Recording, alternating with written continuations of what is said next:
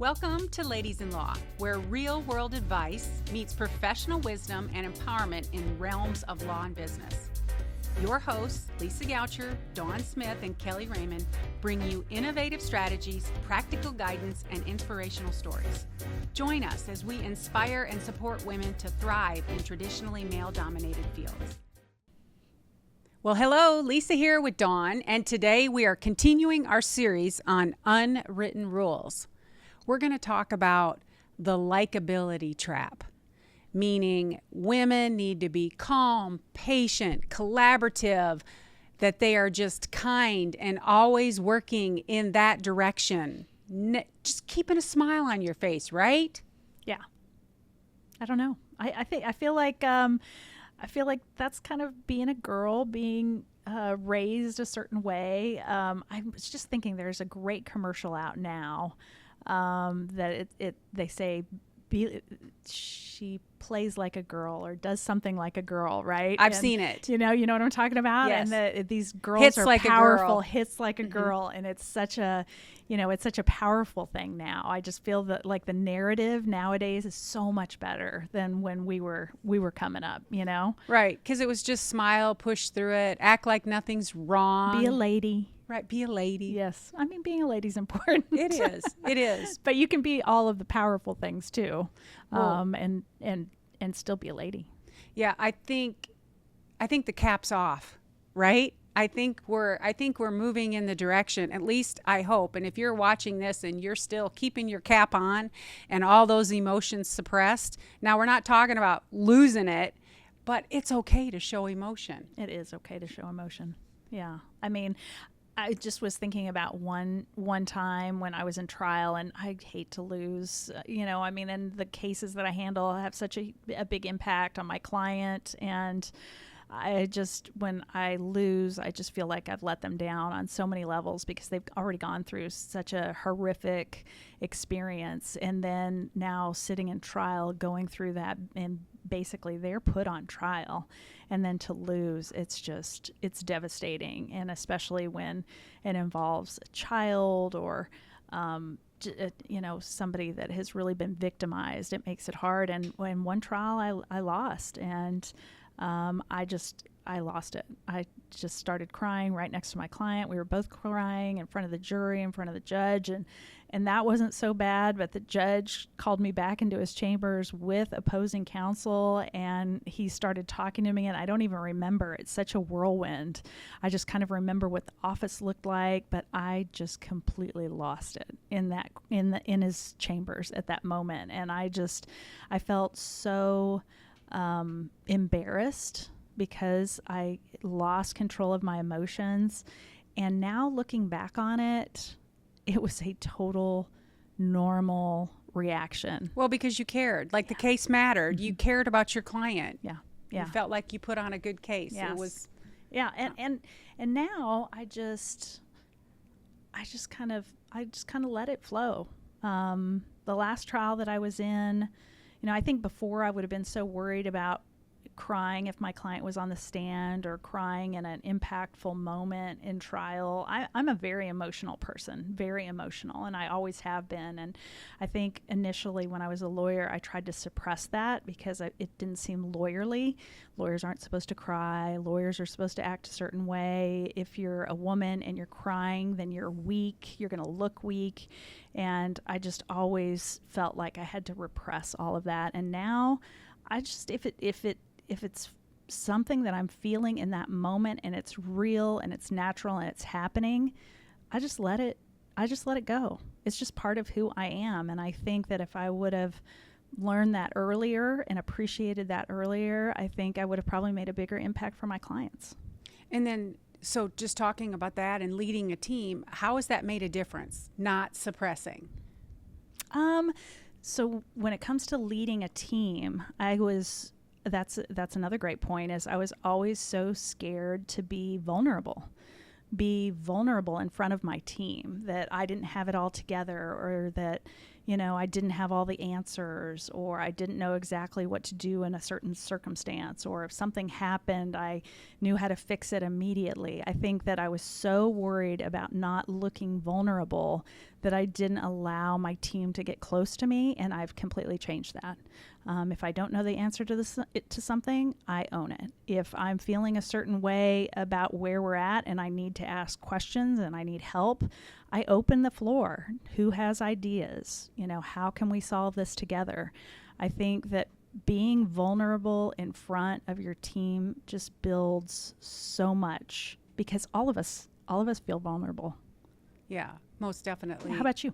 Yeah, I would say that keeping emotions in check from the angry to sad side, that's probably something that I do.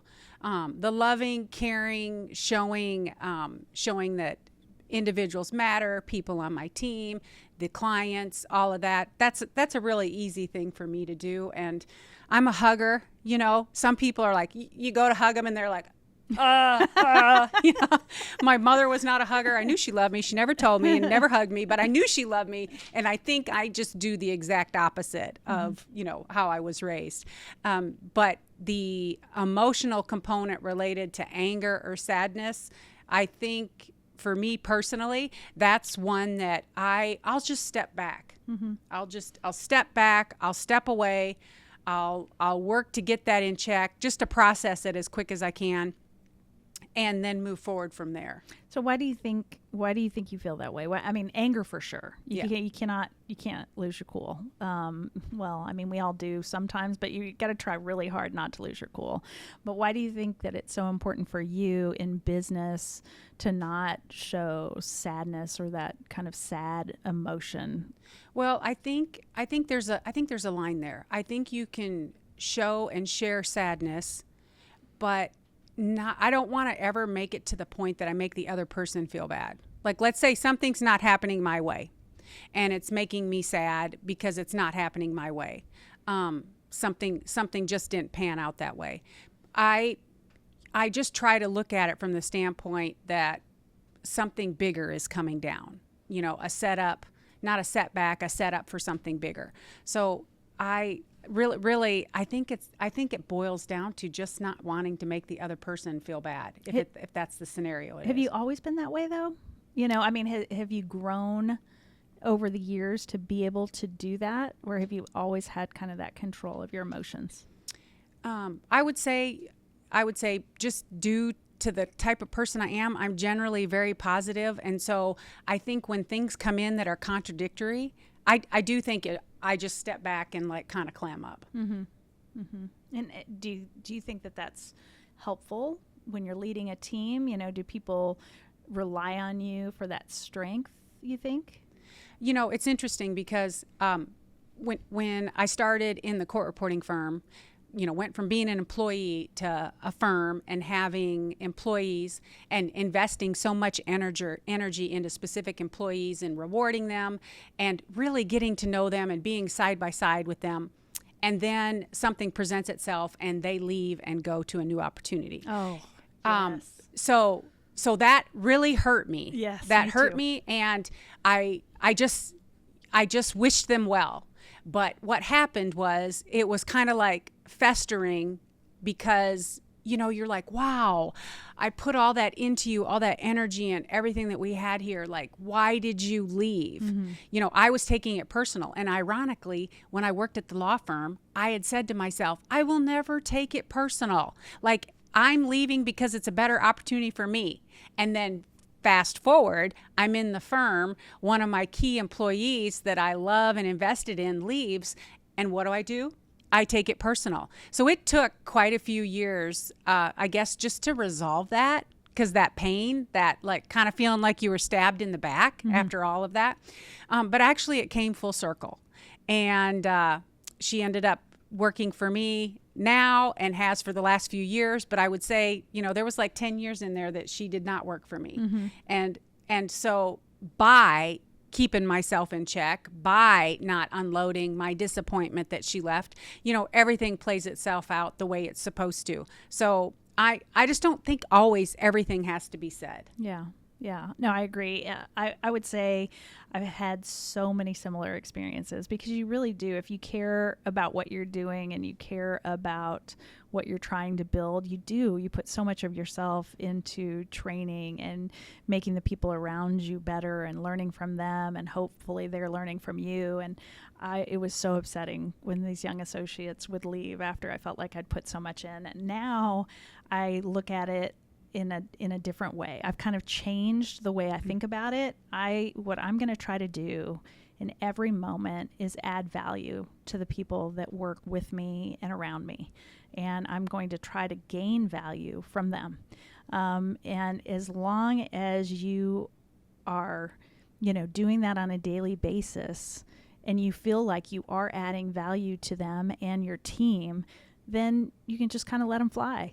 Right. If it's time for them to go, it's time for them to go. I want them to be successful, and I want them to be happy, and I want them to thrive.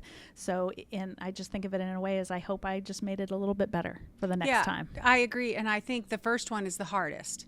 And then after that, I adapted really kind of the same philosophy or attitude was, if you don't want to be here and there's another opportunity presenting itself, I don't mean it in a hateful or spiteful way, go explore. And then, interestingly enough, several of the people over the years that left came back, right?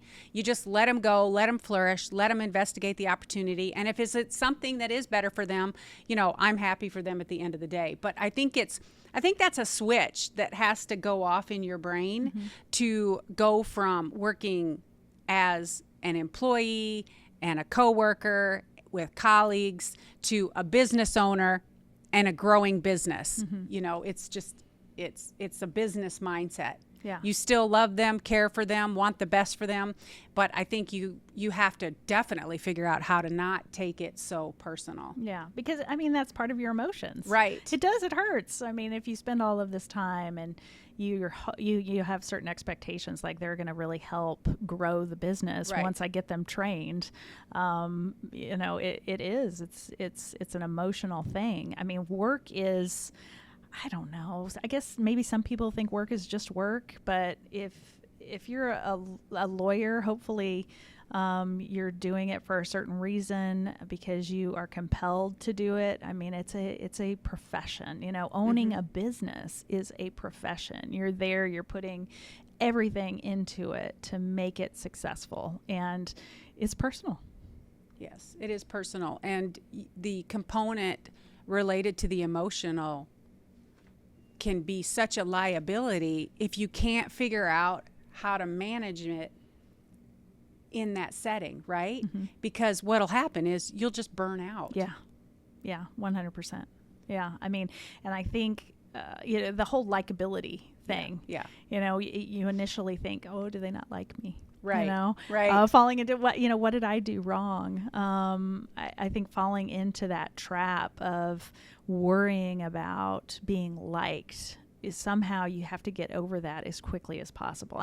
You can be likable. What is it you want to be? Liked, trusted. Like, know, and trust. Like, know, and trust. Yes, like, know, and trust. That nobody's saying that that's not important. Right. Right. But caring so much about being liked, I think that's a trap that we fall into too much. Well, and I think women, not all women, but because I'm including myself in this category, I think we have a need to over-explain. Yes. Right?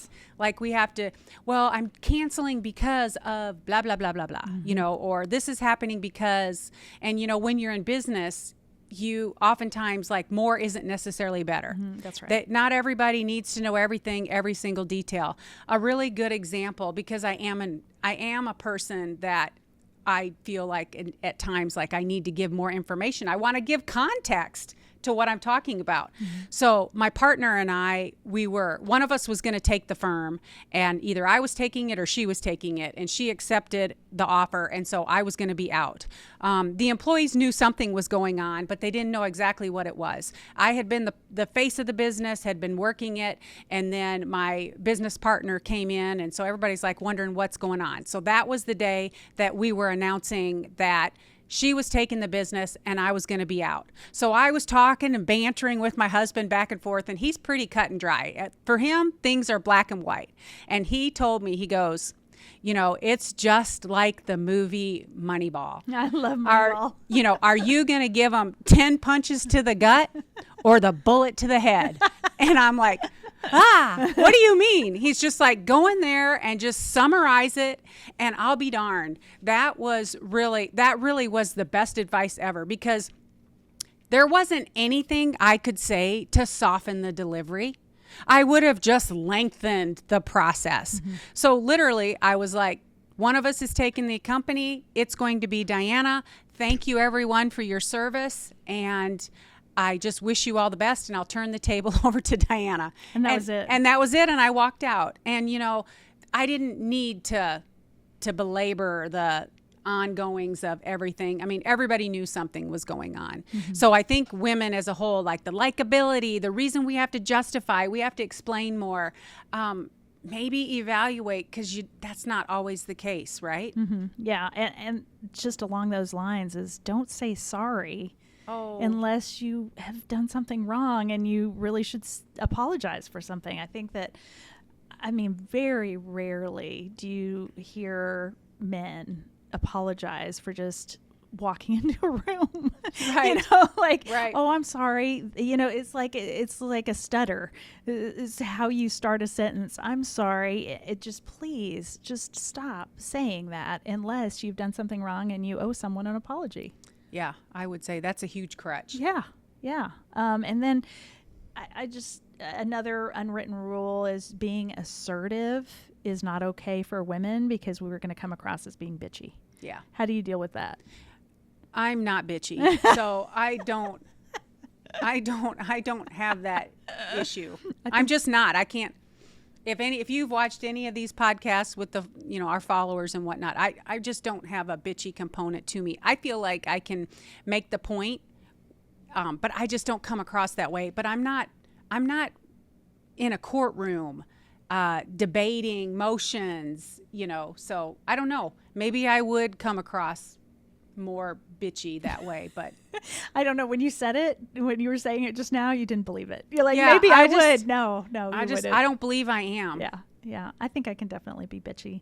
I think I have a tendency to be a little bit overly aggressive sometimes and bitchy. But I think the most important thing is knowing when to be assertive and how to be assertive without being bitchy. And it's a fine line. I don't even know how you teach that. I do think it's integral in litigation attorneys. Like, you gotta be assertive. Mm-hmm. You are not going to thrive in a litigation environment if you can't come across in a manner that is powerful, impactful, and assertive, mm-hmm. right? Right. So why are women identified as bitchy? Because if a man is doing the same thing, that there is no tagline, no title for what he's doing. Maybe being a dick. Yeah, maybe. But I don't think that is necessarily looked down on, like being a bitch. Yeah. I think that there's a completely different dynamic, and the way that I combat that is by being prepared. Because if you are being assertive and you're correct in what you're saying, then right. you build credibility, and then it's not just about getting the last word or getting getting somebody to do something that you want them to. Right. If you're prepared and you've educated yourself in that moment in whatever you're trying to accomplish, and you have facts to back up your position, and you're just very matter of fact about it, like this is how it is. This is, no reason to raise your voice, no reason to scream about anything, no reason to do any of that. As long as you're prepared in that moment, I think that overcomes any kind of tent of bitchiness, and it just is pure, assertive, necessary advocacy in whatever situation you're in. Yeah, most definitely. And when we're talking about it, we're really talking about it in the legal environment, right? Being assertive, being maybe aggressive, maybe being identified as being cold. Dawn talking about being well prepared. That's very necessary and needed for what you do and how you make things happen. I'm in the service industry. I am not going to be bitchy, crabby, assertive, or cold to my clients. Like, that is not going to serve me well. That is not going to make things happen. It's going to be a fact-finding mission. What can I do? I mean, I'm going to be to the point. Because if an attorney calls me and that person is upset, they don't want flowery conversation, right? They want to know, how am I going to fix it? And so I'll be very direct. I can go to total direct. I am not going to be bitchy, though. Yeah. So I mean, could that be considered being bitchy, being direct? You know what I mean? I think it shouldn't be. It shouldn't be if you're just giving information, delivering information. Just going back to reading the room, like, what do you need to say? How is that person coming at you? What type of energy are they bringing? And how do you need to respond to them? Well, yeah. And so, like, that's a whole other topic, because when being direct is not being bitchy, but when you've got somebody, and I'm a service provider, and they're upset, I just need to find out what it is, how I can fix it, give them the options, and make it happen. Mm-hmm. I just need to be service-oriented, courtesy, and all of that. So it's definitely like reading the scenario for what it is, right? Reading the room. Which that might be straying us from what we're trying to cover here, is the likability trap, the emotional trap, and it taxing you to a phase of burnout. Mm-hmm. It's like, how do you overcome that, right? Yeah. How do you get that back in check? When you are kind of overly worried about how you're coming across, right? Right. And so my former partner, I was the smoother. I was I shouldn't say that. I think that's the fixer? A connotation to something negative or some sexual connotation. So I didn't think of it that way. Yeah, that's exactly where I went. I said that once, and somebody said something. So I was like, oh, that's not what I'm talking about. But if she was upset, I was the one who was going in and trying to take care and rectify and resolve and make sure everything was taken care of. Mm-hmm. And I was a people pleaser from that standpoint. And what happened is that I stayed in that role. Mm-hmm. Like, once you get in that role of being the person that is always being the mediator, mm-hmm. the resolver, it's really hard to get out of that role. Yeah, it really is. And you put yourself in that role. Right. You can just let it be. Yes. Mel Robbins, we were talking about Mel Robbins earlier. She has this thing where let them. So she wrote a book about it now, right? Yeah. Let them. And I just think that is so powerful, because if somebody is going to be a certain way, you do not have control over that. You have no control over how someone is going to be in that moment. You just have to let them be that way.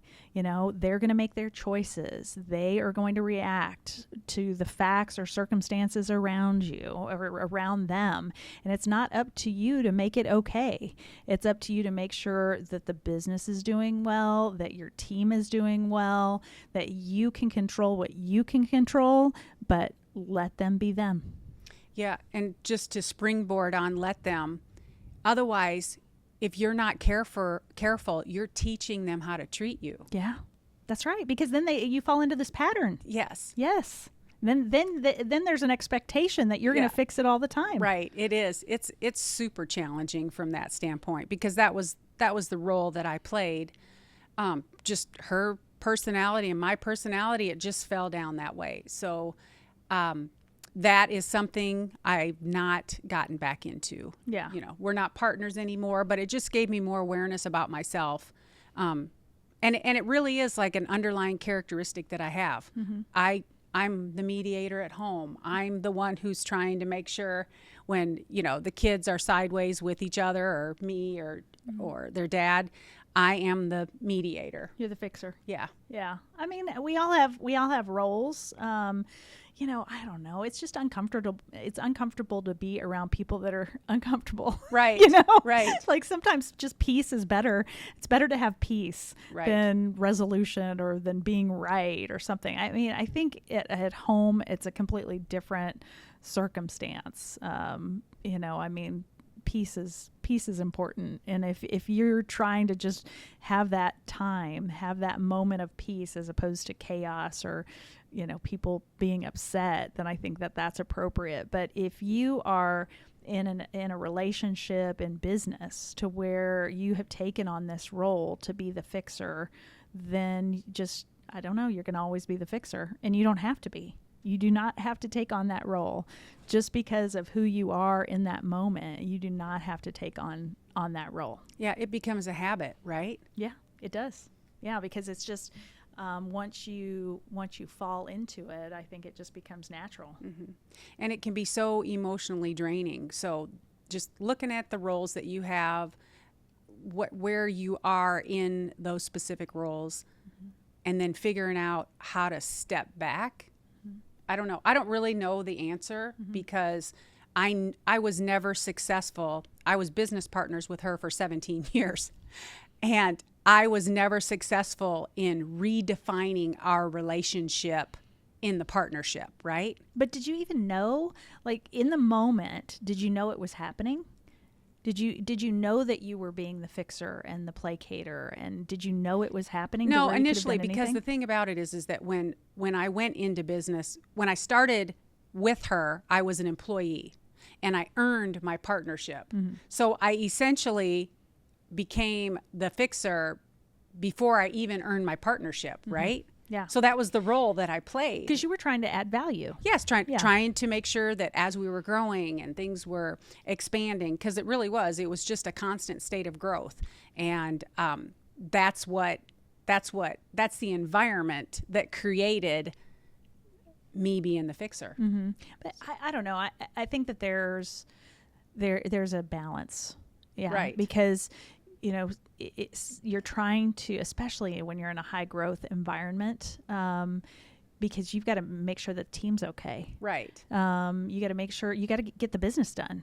What does it take? So I love that about you, because it's like, what does it take to get this done? And what do we need to do to get this done? Right. And you have to have that mentality a lot of times, especially when you're in a hyper growth mentality. You don't have to. You don't have time to worry about, am I reacting to this in a certain way that's going to put me in a situation where I'm always going to be reacting this way. You're just, okay, what can I do right now to make sure that the business is taken care of, that the people are taken care of? But at one point, if you're thinking about it, like, wait a second, we've gotten to the point where this is happening all the time, right? Because it's not a singular issue. No. It's not singular. Like, we wouldn't have been partners for 17 years if it didn't work. Yeah. The what she brought to the table was amazing, but just as the relationship cultivates. So you're right. Once you recognize it's maybe went to a place that doesn't work for you anymore, then you got to do something about it. Yeah. And you can't worry about whether or not that person is going to like you or not. Well, the whole likability trap that we're talking about is just, and just making sure that you're just owning where you are in that moment. And it's okay to say, okay, this worked for a long time. This was great for us. But, sometimes you get to a point where it's not working, and that's okay. Right. That's okay. And it's okay to own it and say, well, how can we change this? Because there are tools that you can use to work through the situation, to continue learning, to continue growing. Because Lisa and I are always talking about, if we're stagnant, we're failing. Stagnant is not okay for us.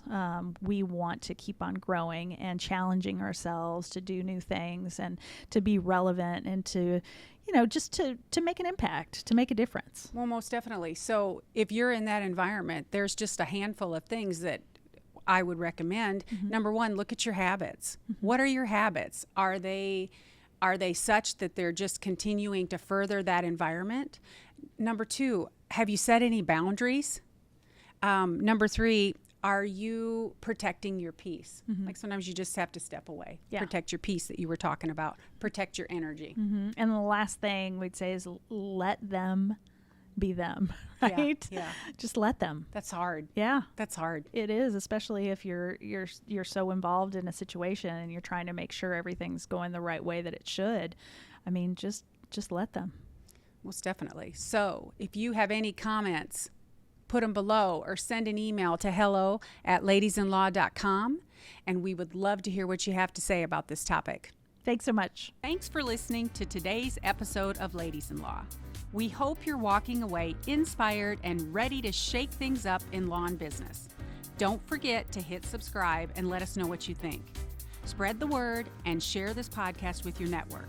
Follow us on socials for all the behind-the-scenes fun and sneak peeks of upcoming episodes. Until next time, keep rocking it, keep breaking the mold, and as always, keep aspiring to inspire.